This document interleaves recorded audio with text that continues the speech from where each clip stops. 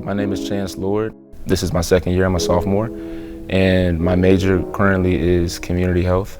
I would say that overall, like, my experience with my first couple of semesters has been pretty good, but maneuvering through challenges, definitely time management, conflictions between work and training and school and getting assignments done, and then dealing with everything else in between has been difficult. My habits with time management, because I've always struggled with that, especially in high school. That was one of the things that my dad was constantly on me for. It was definitely more so reactive. Like, I would get assignments and then kind of just let them sit by the wayside, and then it's like, oh, this is due at this amount of time. Let me react to it and try to hurry up and get it done. I'm capable of winging it and doing those certain things, but like, for me, I feel more comfortable when I'm prepared and when I know that I have it done and I don't have to think about it. It's like having a killer instinct. The moment I see it, if I don't get it done then, find a time of when I'm going to do it and then execute the plan. So that perspective has flipped and has changed and matured as I've transitioned into school.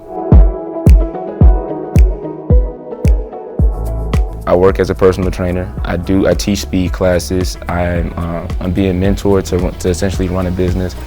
And I've always been told, like, you got plenty of potential, you have the potential, but then it was never like, all right, well, can you help me develop that potential into kinetic? I want to see that. The thing about it was, like, throughout just like my athletic career, I've always attempted to find somebody to teach me, and I've gone from coach to trainer and bounced around. I pick up little things here and there, but the biggest part was that I had to end up training myself, writing programs, teaching it, and I teach these things to kids.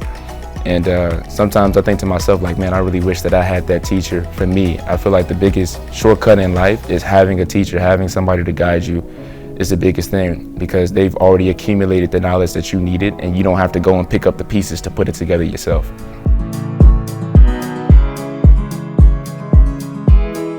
My motto used to be like, all right, when do we rest? When we go to sleep. The moment we up, that's it. But it's like, if you up for 20 hours of the day, you only sleeping for 4. I feel like sometimes I'm like, man, I feel like I was doing this, managing this better last year. It was funny. It's ironic, because I had all of those things from, my schedule was like back to back to back to back to back. I felt like a ping pong ball. Like, I was just going from place to place to place to place. If I had 30 minutes for my lunch break, I was working. And in between the times of going to meets and different things, I was working on assignments. I had to get it in, I had to get it done. Normally I got about maybe 4 hours of sleep between days, if any. I definitely had moments where I felt overwhelmed, stressed, tired. Really a big thing for me is I would get stressed and I would be tired, but I would typically be angry. But also recognizing that it was just a season. It was a season in my life. I'm like, everything is temporary and subject to change. So I was just like, this is just a moment I'm gonna get through. And it was just kind of a paradigm shift of how I was able to get through that. When my schedule started to clear, I was like, what do I do in these open moments of space? And that was like trying to fill that in with everything doesn't have to be like productive. Like, I mean, sometimes I call it veg out time. Like, you just let your mind like space out.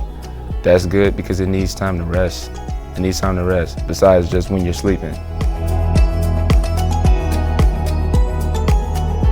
Advice that I would give to people starting their college journey is to stay open-minded, be flexible, be willing to change, be willing to sacrifice different things and able to get things done, and then find a purpose.